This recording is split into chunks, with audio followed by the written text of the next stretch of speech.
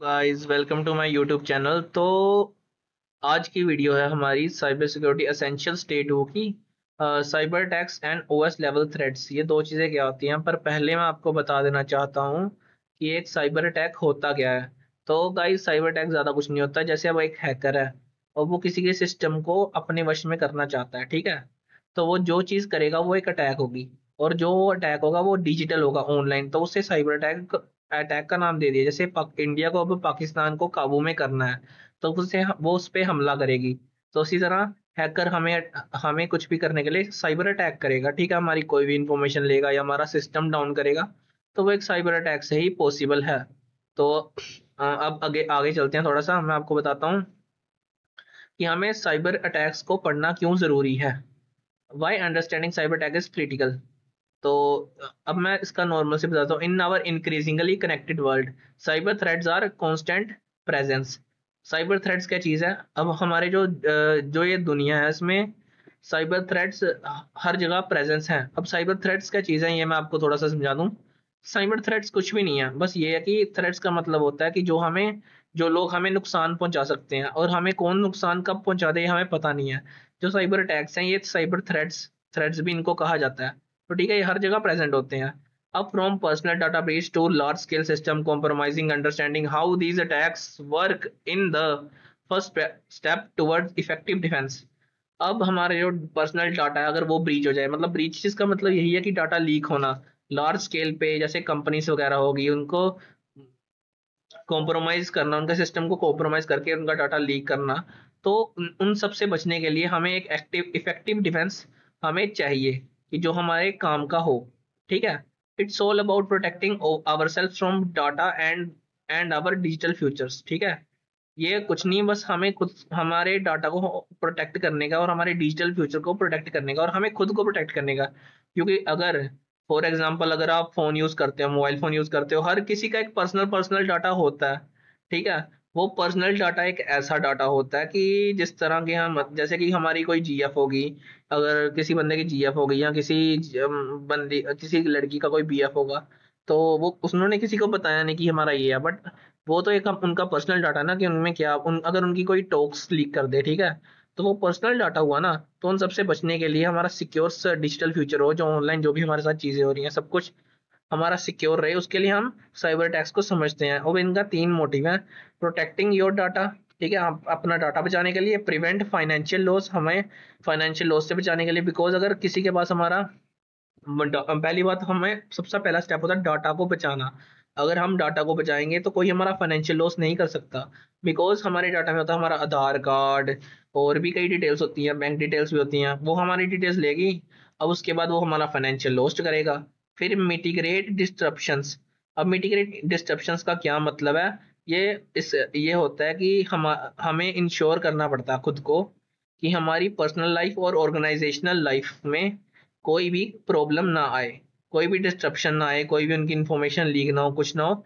ये mitigate disruptions में आता है, ठीक है गाइस। तो ये तीन आप अच्छे से पढ़ लेना। मैं पीपीटी टेलीग्राम ग्रुप में डाल दूंगा, तो आप उससे वहां से आराम से पढ़ सकते हो। तो मैं आगे चलते हैं।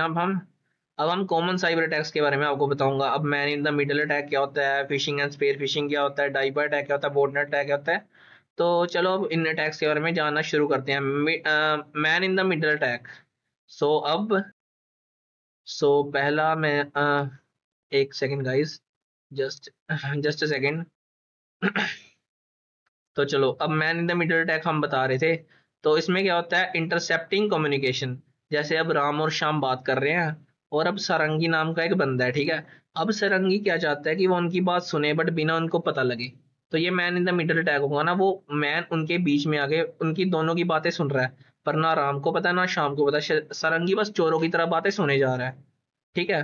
तो बस यही man in the middle attack में होता है। तब आ गया फिशिंग एंड स्पेयर फिशिंग। अब फिशिंग और स्पेयर फिशिंग क्या होता है, जैसे कि आप ले लो, वैसे फिशिंग और स्पेयर फिशिंग एक ही तरह के वर्ड्स हैं, बट स्पेयर फिशिंग में क्या होता है, हम ईमेल्स को टारगेट करते हैं, और फिशिंग में आता है हम किसी भी चीज को टारगेट कर लेते हैं।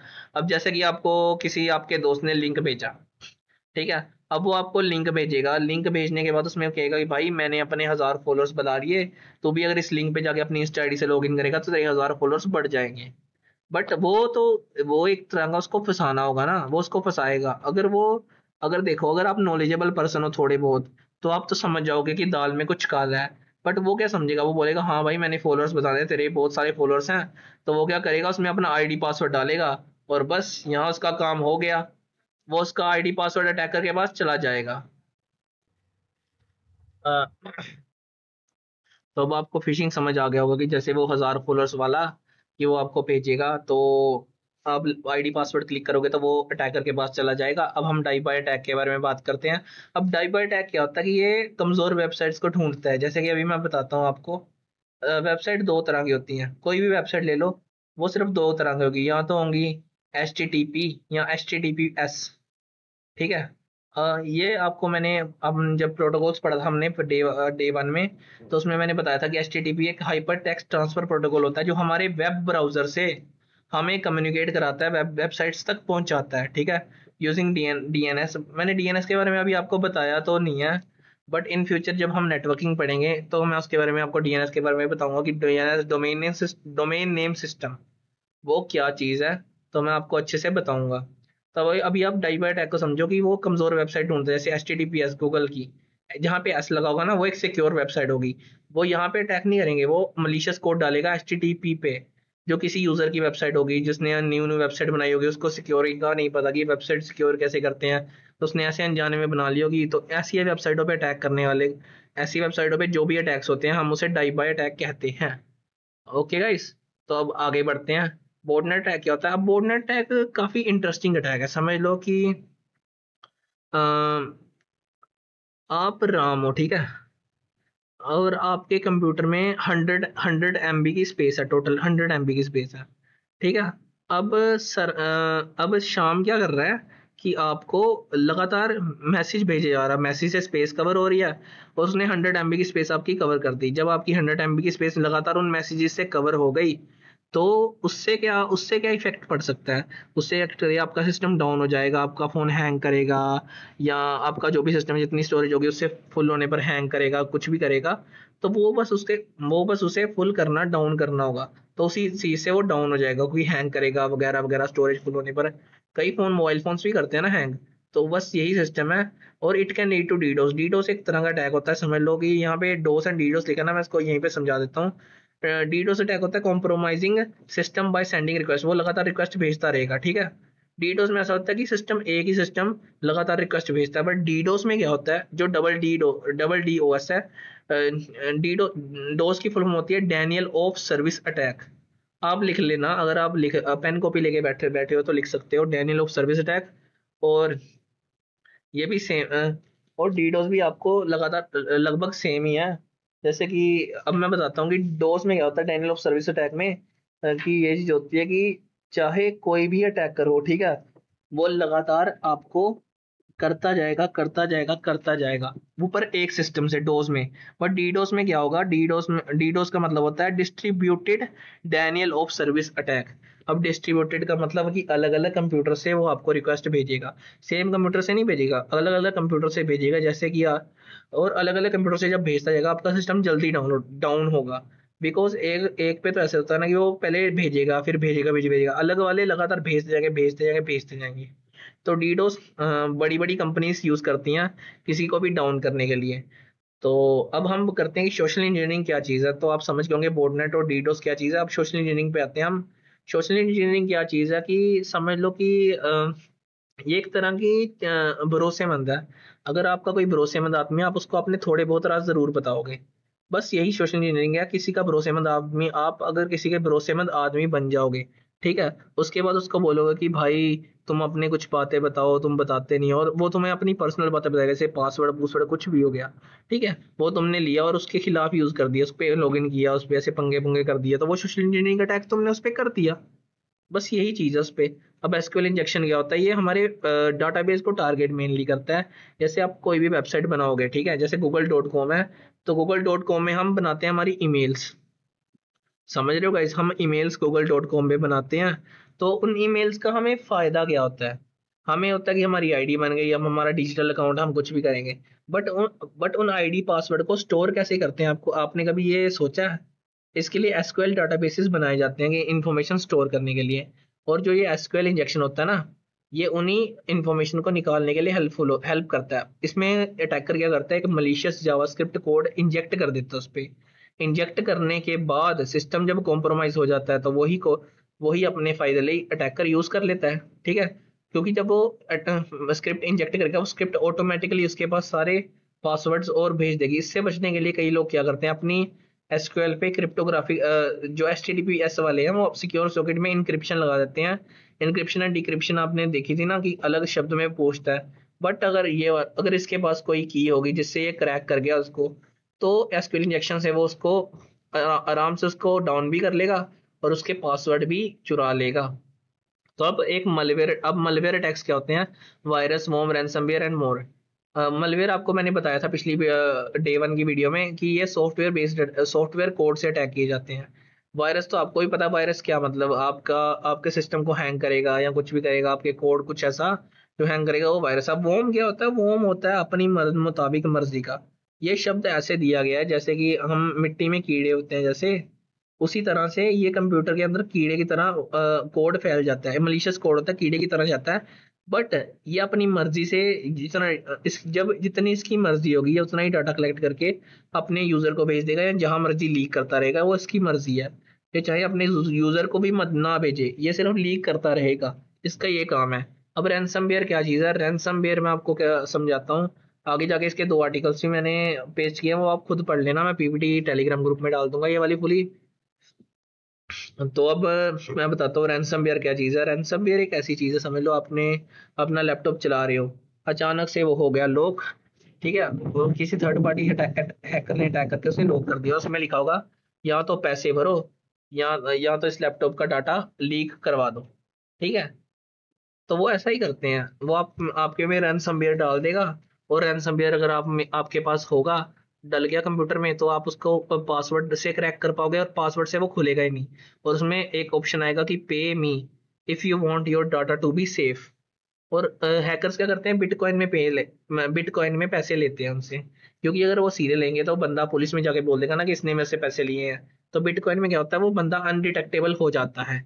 बिटकॉइन की एक चेन है, एक मोटिव है, वो भी मैं आपको समझाऊंगा फर्दर वीडियोस में, बिकॉज अगर अभी समझाने लग पड़ा तो वीडियोस काफी लंबी हो जाएगी। बट फॉर यू अभी मैं समझा ही देता हूँ थोड़ा बहुत बिटकॉइन का क्या होता है। फंडा बिटकॉइन का थोड़ा बहुत समझा देता हूँ मैं।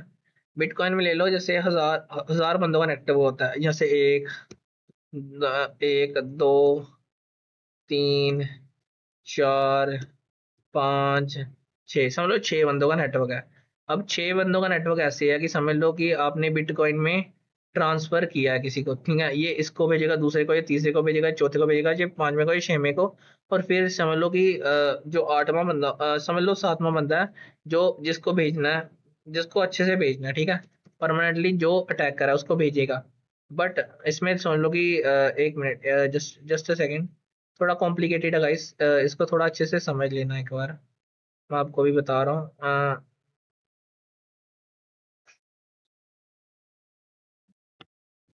लिटिल बिट अच्छे से इसको समझना। तो अभी चलते हैं हम। हाँ, तो समझ लो कि ये जो ऊपर जीरो में लिख रहा हूँ, ऊपर का जो ये जीरो बंदा है, ये जीरो है हमारा टारगेट, जिस जो टारगेट हो चुका है। अब ये इसको पैसे भेजेगा, ये इसको भेजेगा, ये इसको भेजेगा, पुलिस इस तक पहुंचेगी पहले। ठीक है, फिर उस तक पहुंचेगी। इन सब में क्या होगा कि इसमें हजारों हजारों करोड़ों बंदों की चेन बनी होती है, किसी हर एक बंदा दूसरे बंदे को पैसे भेजते जाता है। और ये जो एक दो तीन वाले कंपनी के बंदे होंगे, इसको पुलिस वाले अरेस्ट भी नहीं कर सकते। सिर्फ पुलिस वाले कोशिश कर सकते हैं कि वो पैसा कहाँ गया ट्राई करके, किसी तरह की मतलब सोशल मीडिया ऑनसेट का यूज करके। ऑनसेट क्या चीज़ है कि जहाँ पे हम बंदे की डिजिटल इंफॉर्मेशन निकालते हैं। ठीक है, देखते हैं कि किस टाइम किस बंदे को पैसे है, उसका यूज करके शायद साइबर फोरेंसिक वाले पकड़ सकते हैं। बट पॉसिबल नहीं है, इस बिटकॉइन में पॉसिबल नहीं होता कि कोई किसी को पकड़ ले, क्योंकि ये एक को भेजेगा, एक दो को भेजेगा, दो तीन को, इसको इनको ये थोड़ी पता कि इस सात को भेजना है, सबको ये थोड़ी पता सात को भेजना है। जो लास्ट वाला डेस्टिनेशन वाला बंदा होगा वो सात को भेजेगा। बट बिटकॉइन में क्या होता है कि रिवर्स नहीं, मतलब इनमें बंदे चेंज होते रहते हैं। समझ लो कभी दो छः की जगह आ जाएगा, कभी तीन छः की जगह आ जाएगा, कभी चार छः की जगह। इनमें से कोई भी बंदे को ये नहीं पता था कि मैं फाइनल बंदा हूँ। ये तभी पता चलता है जब बंदा कोई पैसे शिफ्ट करता है, तो ये आगे आगे शिफ्ट कर जाते हैं, इसमें बंदा, किसी भी बंदे का हमें पता नहीं चलता। तो गाइस बस यही है जो मैंने अभी आपको बताया कि बिटकॉइन को कैसे ट्रांसफर किया जाता है। अब आई थिंक वीडियो थोड़ी लंबी ना हो गई हो, क्योंकि मैंने शॉर्ट फॉर्म में बताया आपको। मैं आगे भी आपको कुछ अच्छा सा समझाऊंगा कि ये क्या चीज़ होती है, ये क्या चीज़ होती है, बट अभी हमारे पास टाइम नहीं है, तो मैं जल्दी से वीडियो अब कंप्लीट करने पे जाऊँ। तो अब एक्सएसएस क्या होती है? Cross site scripting attack. ये एक ऐसा अटैक होता है जिसमें हम एक थर्ड पार्टी वेबसाइट का यूज करके किसी टारगेट के ब्राउजर पे इंजेक्ट करते हैं। जैसे हमने व्हाट्सएप पे किसी को कोई लिंक भेजा, उसने लिंक पे क्लिक किया ना, तो उसके ब्राउजर पे वो लिंक खुलेगा। उसी के ब्राउजर पे जब वो लिंक खुलेगा, तो वो एक मलिशियस कोड इंजेक्ट कर देगा उसके ब्राउजर के अंदर ही, ऑटोमेटिकली डाउनलोड कर देगा। आई थिंक वो एक या 200 केबी का कोड होगा, वो आराम से उसके लैपटॉप में ऑटोमेटिकली इंजेक्ट हो जाएगा। तो उसके ब्राउजर में इंजेक्ट हो गया, उसके बाद हम उस पर मॉनिटर कर सकते हैं, उसके उसके पूरे मतलब सिस्टम को कॉम्प्रोमाइज कर सकते हैं। कॉम्प्रोमाइज का मतलब हैक कर सकते हैं, कुछ भी उसका यूज कर सकते हैं। कैमरा खोल लें, उसकी फोटोज देख लें, उसका प्राइवेट देख लें, वो मॉनिटर करके हम खुद ही देख सकते हैं। तो ये एक्सएसएस अटैक में आता है। इसके अब मैं आपको एक और डिटेल बता दूं, जो एक्सएसएस अटैक होता है ना, इसकी डिटेल्स आपको कोई भी एआई फ्री में नहीं देगा। अगर आप उसका पेड वर्जन लोगे तभी आपको डिटेल्स देगा, और मैं फ्री में दे रहा हूँ, तो गाइस कदर कर लो यार। चलो अब आगे बढ़ते हैं। पासवर्ड अटैक्स क्या होते हैं? इसमें क्रैकिंग और गैसिंग पासवर्ड होता है। जैसे हम brute force attack, brute force एक टाइप का अटैक होता है जिसमें हम क्या करते हैं कि एक वर्ड लिस्ट बनाते हैं। समझ लो कि इंस्टाग्राम आईडी, किसी की इंस्टाग्राम आईडी है राम एट द राम 121, और उसका पासवर्ड उसने कुछ भी रखा है, ठीक है। अब हम पॉसिबल देखेंगे कि वो अपने पॉसिबल पासवर्ड्स क्या रख सकता है। जैसे राम की गर्लफ्रेंड का नाम सीता हो सकता है, ठीक है, फॉर एग्जांपल।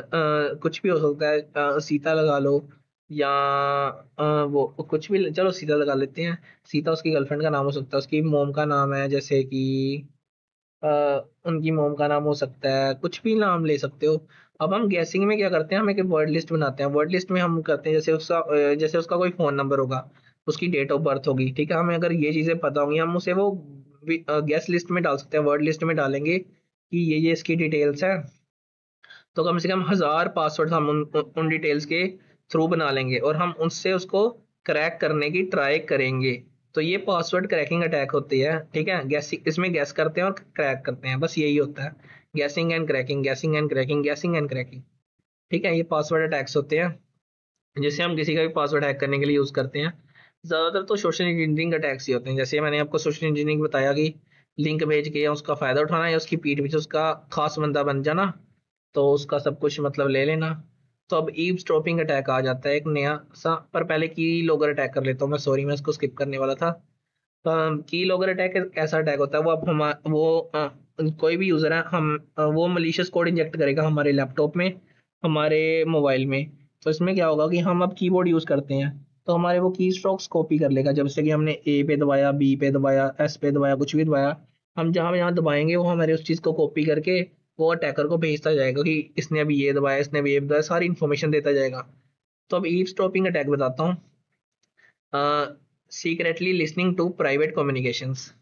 अब आप इसमें man in the middle attack की तरह कंफ्यूज मत होना, क्योंकि man in the middle attack दिया था ना कि हैकर कॉल के बीच घुस के उनकी कॉल सुन रहा होता है आराम से। ईव्सड्रॉपिंग में ऐसा होता है कि समझ लो कि आप अपना लैपटॉप चला रहे हो, ठीक है, आप अपना लैपटॉप चला रहे हो, और लैपटॉप चलाते चलाते पीछे से कोई बंदा आराम से, आपका कोई भरोसेमंद दोस्त, वो सीक्रेटली देख रहा है कि आप क्या कर रहे हो, कुछ क्या कर रहे हो, कुछ भी कर रहे हो। तो अगर सीक्रेटली देख रहा है कि आप सिस्टम चला रहे हो, ये कर रहे हो, ये कर रहे हो, तो वो एक ईव्सड्रॉपिंग अटैक करा है। उसने देख लिया कि आपकी इंस्टा का पासवर्ड क्या है, तो वो खुद ही एक्सेस करके उसका गलत यूज कर देगा, ठीक है। बस ये ईव्सड्रॉपिंग अटैक है। और डीडोस अटैक मैंने आपको बता दिया था, दोबारा से थोड़ा समझाता हूँ। डोस में ऐसा होता है कि एक ही सिस्टम लगातार वेबसाइट पे रिक्वेस्टें भेजता है, और डीडोस में क्या होता है, अलग अलग सिस्टम रिक्वेस्टें भेजते हैं, बस यही है। तो अब मैं बता देता हूँ कि थोड़ा कैटेगराइज करा किया हुआ हमने साइबर अटैक्स को। जैसे नेटवर्क बेस्ड अटैक्स है, man in the middle attack जो नेटवर्क में होता है, स्निफिंग। ऊपर स्निफिंग मैंने कवर कराया नहीं, तो मैं स्निफिंग का थोड़ा सा आपको बता दूंगा। स्निफिंग की मैंने शायद नीचे डेफिनेशंस रखी हैं। तो स्निफिंग एक्चुअली क्या करता है, वो हमारे नेटवर्क ट्रैफिक को मॉनिटर करता है। हाँ, मैंने स्निफिंग का आपको बताया था अभी, जैसे कि मैंने अभी बताया कि यहाँ पे क्रॉस साइट स्क्रिप्टिंग में मैंने आपको बताया बताया था ना कि वो अटैकर का ब्राउजर एक बार हैक कर लेगा, तो उसके बाद उसको मॉनिटर कर सकता है। तो वो स्निफिंग होती है। स्निफिंग होता है सिर्फ मॉनिटरिंग करना, हार्म नहीं पहुंचाना, सिर्फ उसे मॉनिटरिंग करना, करने को हम स्निफिंग बोलते हैं। ठीक है। नेक्स्ट और फिर यहाँ आ गया web based attacks, SQL injection या क्रॉस साइट स्क्रिप्टिंग। तो ये टाइप्स नेटवर्क अटैक्स और वेब बेस्ड अटैक्स ये टारगेट करते हैं इंफ्रास्ट्रक्चर को। ठीक है, यूजर के सिस्टम के इंफ्रास्ट्रक्चर को टारगेट करते हैं। ठीक है। और जो ये मलवेयर अटैक्स होते हैं, drive by attack, key loggers और बोर्डनेट अटैक और social engineering, phishing and spear phishing, ये करते हैं एंड पॉइंट्स को टारगेट। अब आपको मैं इतना बता देता हूँ कि एंड पॉइंट क्या चीज़ है। एंड पॉइंट एक चीज़ है जहाँ से अगला एंड पॉइंट शुरू होता है। नेटवर्किंग में स्टार्टिंग पॉइंट कुछ नहीं होता, नेटवर्किंग में होते ही एंड पॉइंट्स हैं। जैसे अब अभी आपने इंस्टाग्राम खोला तो उसका लॉगिन पेज सामने आएगा। अब आप लॉगिन करोगे, लॉगिन के बाद वो लॉगिन पेज एंड हो गया, तो उसके बाद दूसरा पेज शुरू हो जाएगा, अंदर वाले में आप रील्स डालोगे। ठीक है, वो पेज खत्म हो गया, फिर रील्स वाला पेज आ जाएगा। तो उसी तरह इसमें एक एंड पॉइंट खत्म होता है तो दूसरा एंड पॉइंट आ जाता है। तो नेटवर्किंग में कोई भी स्टार्टिंग पॉइंट नहीं होता, बट एंडिंग पॉइंट्स होते हैं। और ये जो फिशिंग का बताता हूँ कि वो एंड पॉइंट को कैसे टारगेट करता है। की लोग करता है तो ये ना, लास्ट में वो कीबोर्ड को ही टारगेट करेगा, क्योंकि कीबोर्ड ही लास्ट में टाइप करता है और एंटर कर देता है, वो एंड पॉइंट हो गया। और man in the middle attack में इंफ्रास्ट्रक्चर को वो टारगेट करते हैं कि इंफ्रास्ट्रक्चर होती है बनावट, बनावट को टारगेट करने वाले टैक्स ऊपर वाले हैं, नीचे वाले एंड पॉइंट को टारगेट करते हैं। जैसे हमने फिशिंग में किया, बंदे ने अब क्या करेगा, वो यूजर नेम एंड पासवर्ड डालेगा और वो बस एंटर करेगा, तो पासवर्ड हमारे पास आ गया, यूजर नेम भी हमारे पास आ जाएगा। ठीक है, तो वो एंड हो गया ना। तो वो एंड पॉइंट अटैक हो गया एक तरह से। अब टारगेट जो ह्यूमन यूजर होता है और टारगेट एप्लीकेशन होती है। इस एप्लीकेशन से हमने उस यूजर को टारगेट किया है। ठीक है, इस एप्लीकेशन में हमने मलिशियस कोड डाला है। ठीक है, तो हम और इनके बीच का जो वो करते हैं ना, बीच बीच के जो अटैक्स होते हैं, वो ये 4 अटैक्स होते हैं। ये 2 इंफ्रास्ट्रक्चर को वो कर लेंगे, अटैक कर लेंगे, और ये एंड पॉइंट को अटैक करेंगे। बस इतना सा डिफरेंस है इसका। अब मैं आगे बताता हूँ ऑपरेटिंग सिस्टम अटैक्स क्या होते हैं। ऑपरेटिंग सिस्टम अटैक्स 2 टाइप्स के होते हैं, मेनली 2 टाइप्स। ठीक है, active attack and passive attack. Passive attack में आती है sniffing and eavesdropping. Passive attacks ऐसा होता है कि बंदे को पता नहीं होता कि आप उस पर अटैक कर रहे हो, वो साइलेंटली अटैक होता है। बस उसको ये देखो, स्नीफिंग मैंने बताया ना, capturing data packets travelling over a network, ये मतलब मॉनिटरिंग ही करता है, मतलब उसके डाटा पैकेट को कैप्चर करेगा, उसको मॉनिटर करेगा। ठीक है, तो ईव्सड्रॉपिंग में वही मैंने जो आपको बताया पिछले ऊपर मैंने समझा दिया है, तो शायद इसको समझाने की जरूरत नहीं है। ईव्सड्रॉपिंग वही पीठ के पीछे से आपको देख ले, ठीक है, सीक्रेटली सुने आपकी बातों को। वैसे मैं आपको पहले बता दूं कि जो मैंने बोला कि सीक्रेटली देख ले, ईव्सड्रॉपिंग का वो मेन मतलब नहीं होता। ईव्सड्रॉपिंग का मेन मतलब यही होता है कि आपकी वो चुपचाप कॉल सुन रहा है चुपके से, वो ईव्सड्रॉपिंग होता है। जैसे man in the middle attack है, बस man in the middle attack में क्या होता है, वो कॉल्स नहीं सुनता। थोड़ा सा मैंने आपको एक्सप्लेन नहीं किया गाइस, उसके लिए आई एम सॉरी, बट मैं आपको थोड़ा सा एक्सप्लेन करता हूँ। Man in the middle attack ये मैंने तुम्हें रियल वर्ल्ड एग्जांपल दिए हैं, मैंने तुम्हें अभी आईटी के तौर पे एग्जांपल दिए, क्योंकि man in the middle attack में ऐसा होता है कि हैकर कंप्यूटर की और सर्वर की कम्युनिकेशन सुनता है। क्योंकि अगर कोई भी कंप्यूटर अगर इंटरनेट चला रहा है तो वो किसी सर्वर से कनेक्ट होगा, तो वो सर्वर और यूजर के बीच की कम्युनिकेशन सुनता है। और ईव्सड्रॉपिंग में क्या होता है, वो कॉल सुनता है। ठीक है, ये चीज़ों को आप आराम से देख लेना, मैं फर्दर वीडियोस में आपको अच्छे से एक्सप्लेन करूंगा, बस इतना जान लेना। सो अब आगे का इसमें हम आपको बताता हूँ एक्टिव अटैक क्या होता है। पैसिव अटैक को तो पता ही चल गया कि उसको यूजर को बिना पता लगे अटैक करना। एक्टिव अटैक में होता है कि हम यूजर को अटैक करते जाते हैं, यूजर को पता लग जाए या ना लगे, हमें उससे मतलब नहीं है। हमें बस ये मतलब है कि हमने उसके ऑपरेशन को डिस्टरप्ट करना है, उसे हार्म पहुंचाना है। जैसे कि स्पूफिंग हो गया और ओएस कमांडिंग हो गया। ओएस कमांडिंग में हमें होता है कि हम मलिशियस कमांड्स इंजेक्ट कर देते हैं डायरेक्टली यूजर के ऑपरेटिंग सिस्टम में, अपने ऑपरेटिंग सिस्टम से यूजर के ऑपरेटिंग सिस्टम में डायरेक्टली कमांड्स इंजेक्ट करते हैं। ये मैं इसमें इसका मैं आपको प्रैक्टिकल बताऊंगा शायद फर्दर वीडियोस में, तो अभी तो बता नहीं पाऊंगा, पॉसिबल नहीं है गाइस, क्योंकि मैंने अभी उसका सेटअप नहीं किया। क्योंकि मैं अगर आपको आपके लिए अभी वीडियो बना रहा हूँ ना, तो मैंने इसका बहुत अच्छे से सेटअप वगैरह किया, तभी मैं आपके लिए वीडियो बना रहा हूँ, नहीं तो मैं वीडियो नहीं बनाता बिना सेटअप के। तो अब आ गया एक्टिव अटैक्स के स्पूफिंग का, मैंने आपको मतलब बता देता हूँ थोड़ा सा। स्पूफिंग का मतलब होता है कि जैसे राम और श्याम है, ठीक है, अब एक सारंगी है, समझ लो वो स्पूफिंग करेगा। राम ने कभी शाम को जिंदगी में कभी नहीं देखा, या चलो देखा भी है, तो अब सारंगी क्या करेगा, वो राम राम के नाम का कोई मास्क वगैरह बनाएगा। ठीक है, शाम के नाम का आई थिंक, हाँ, सॉरी मैं दोबारा से एग्जांपल समझाता हूँ। राम है, उसने शाम को डाटा भेजना है, बट सरंगी को भी वो डाटा चाहिए, पर वो सरंगी को नहीं भेजेगा। तो सरंगी क्या करेगा, वो शाम होने की एक्टिंग करेगा। तो वो बोलेगा कि हाँ मैं ही शाम हूँ, आप मेरे को डाटा दे दो, और राम उसको डाटा दे देगा। तो राम ने उसको डाटा दे दिया, यही स्पूफिंग है। स्पूफिंग का मतलब होता है कि हमें किसी और की तरह एक्टिंग करते हैं, किसी और सिस्टम की तरह हम एक्टिंग करते हैं कि हम उसे अंदर हो पाए। जैसे कि मैंने ऑथेंटिकेशन में आपको बताया था, अनऑथराइज एक्सेस लेने के लिए हम स्पूफिंग का यूज करते हैं कि हम बताते हैं कि हम नहीं, हम वही यूजर हैं, हम वही वही बंदे हैं। जैसे बैकडोर लगाते हैं वैसे ही हम वही बंदे हैं, तो हम बिना उसकी कंपनी के अंदर चले जाते हैं without anything, fake ID card वगैरह बना के। तो उसी तरह यही सिस्टम है। अब टाइप्स ऑफ ओएस अटैक, अब इसमें 3 टाइप के अटैक्स आते हैं: gaining access attack, misconfiguration attack and application level attacks. इनकी डेफिनेशंस आप पढ़ लेना, मैं सिर्फ इनका मतलब समझा देता हूँ अभी। आप पीपीटी को टेलीग्राम में आराम से डालूंगा, आप आराम से पढ़ते रहना, बिकॉज नेक्स्ट वीडियो वेडनेसडे को ही आएगी। तो अब गेनिंग एक्सेस अटैक एक ऐसा अटैक है जिसमें हम यूजर के सिस्टम पे अनऑथराइज्ड एक्सेस ले लेते हैं। अब वो कैसे लेते हैं, अब हम उस अनऑथराइज्ड एक्सेस को कैसे यूजर के सिस्टम में लेते हैं, हमें ये समझना थोड़ा सा जरूरी है गाइस। मैं नहीं कहता कि ज्यादा जरूरी है, बस थोड़ा सा जरूरी है। हम कैसे अनऑथराइज्ड एक्सेस लेते हैं, हम या तो ब्रूट फोर्स अटैक करते हैं उस पर, ठीक है, या उसकी वर्नेबिलिटीज देख के उस पर एक्सप्लॉइट करते हैं, ठीक है। तो बस यही चीज़ है ब्रूट फोर्स, मैंने आपको बताया ना, पासवर्ड गैसिंग अटैक्स करना। जब वो गेनिंग एक्सेस होता है ना उस पे, जैसे हमने किसी और के पीसी पर एक्सेस करना है, तो उस पे पासवर्ड लगाते जाएंगे और क्रैक कर लेंगे, तो एक्सेस हमने ले लिया। अब मिस कॉन्फ़िगरेशन अटैक होता है, इसमें आते हैं जैसे कि समझ लो कि किसी बंदे ने हमको कोई लिंक भेजा है, बट हम उस लिंक को नहीं जानते कि हमने क्या है। चलो इसे भी छोड़ते हैं, मैं आराम से एग्जांपल देता हूँ जो कि जो आपको अच्छे से समझ आए। सोचो कि आपने कोई क्रैक्ड सॉफ्टवेयर डाउनलोड करना है, सोच लो आप स्पॉटिफाई यूज कर रहे हो। अब आपने उसकी प्रीमियम का कोई ऐप डाउनलोड करना है, तो आप किसी वेबसाइट पे विजिट करोगे ना, कि स्पॉटिफाई मोड एपीके वगैरह वगैरह वगैरह। तो जब आप उस वेबसाइट पे जाओगे, उसमें कोई ऐड चल रही होगी या कुछ चल रहा होगा, आप गलती से उस पर क्लिक करते हो। अब वो क्या करेगा कि आपके पूरे सिस्टम को कॉम्प्रोमाइज कर लेगा, वो हैक कर लेगा उस पूरे सिस्टम को, वो लिंक ही। जैसे मैंने क्रॉस साइट स्क्रिप्टिंग में बताया कि लिंक भेजते हैं हैक करता है, बट ये ऑलरेडी वेबसाइट पे होता है ना, तो एक्सेस एक्स में ये नहीं आता, ये आ जाता है कोड इंजेक्शन में, ठीक है।